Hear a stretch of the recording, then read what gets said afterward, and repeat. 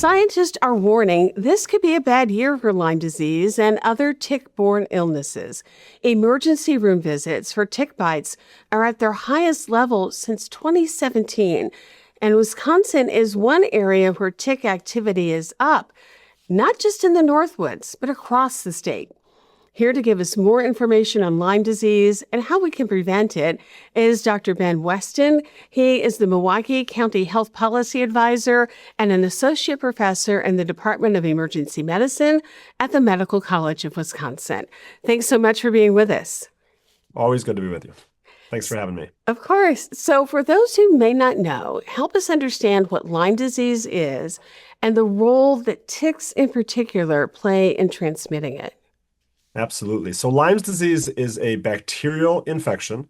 It's caused by a bacteria called Borrelia burgdorferi. It's a big name, but we can think of it as just Lyme's disease. Now, it's transmitted from a tick. The tick usually gets this from another animal, usually a mouse or a deer. And then the tick has the bacteria. And when it bites us, especially if it hangs on for a while, the tick usually has to stay attached for about a day or more. But when it does, it can transmit Lyme disease to us as well.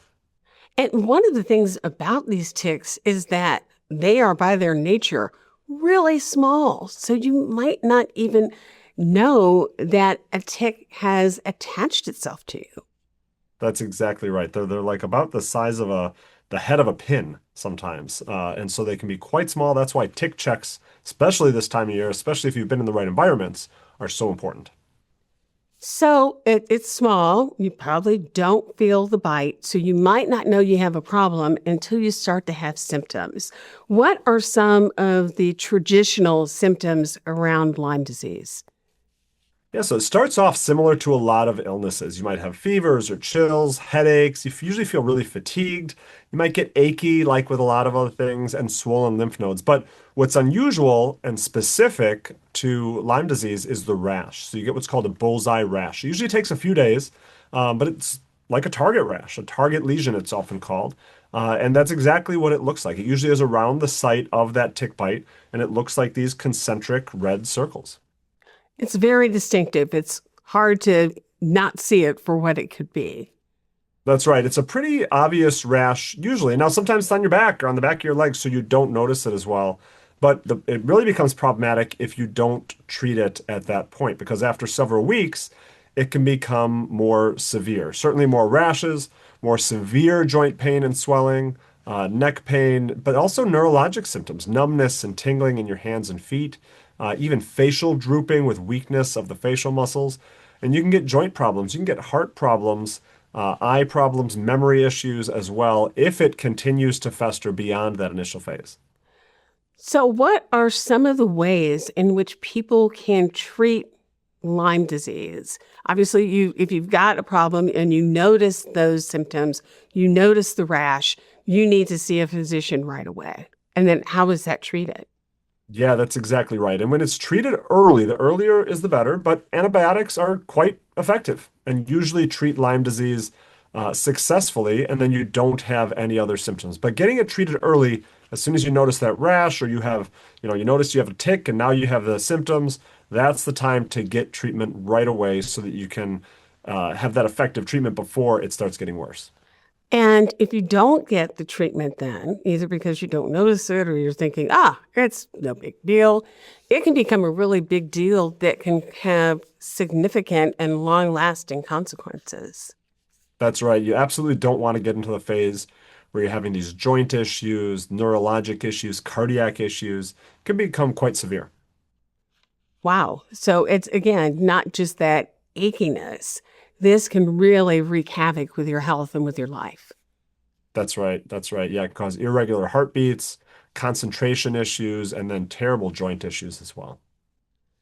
One of the things that we tend to think about is Wisconsin and Wisconsin's North Woods really being the place where Lyme disease is a problem.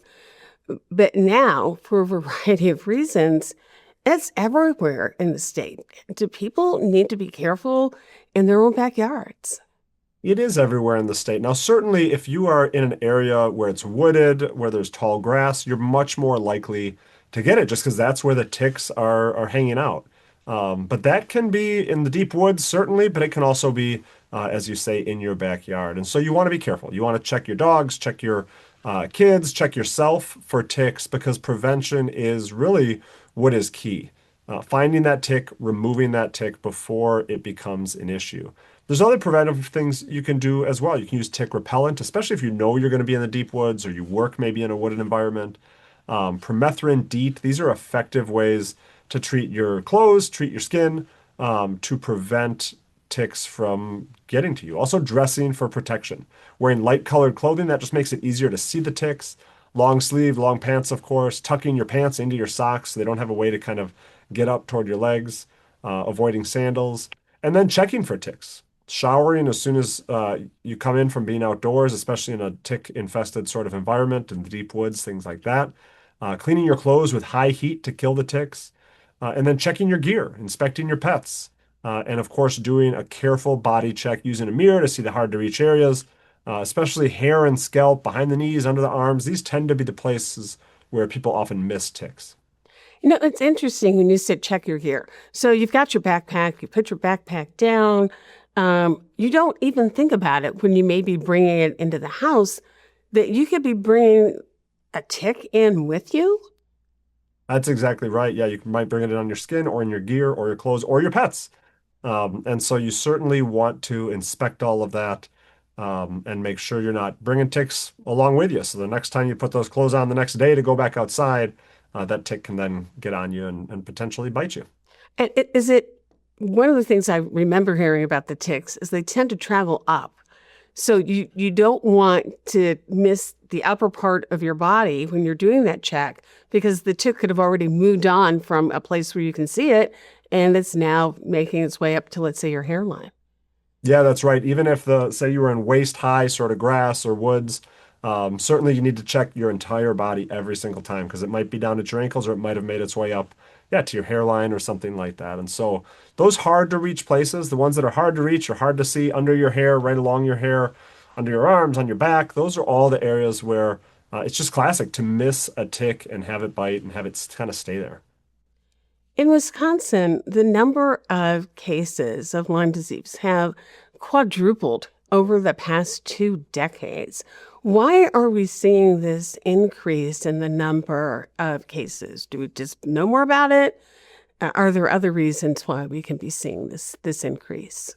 Yeah, that's right. So we typically see over the last few years about 4,600 cases. We actually back in 2024, that was closer to 6,500 cases of Lyme disease. So a lot in Wisconsin, and as you mentioned, quadrupling over the last 2 decades. There's a lot of reasons for that, but a big part of it is just a warmer, wetter climate.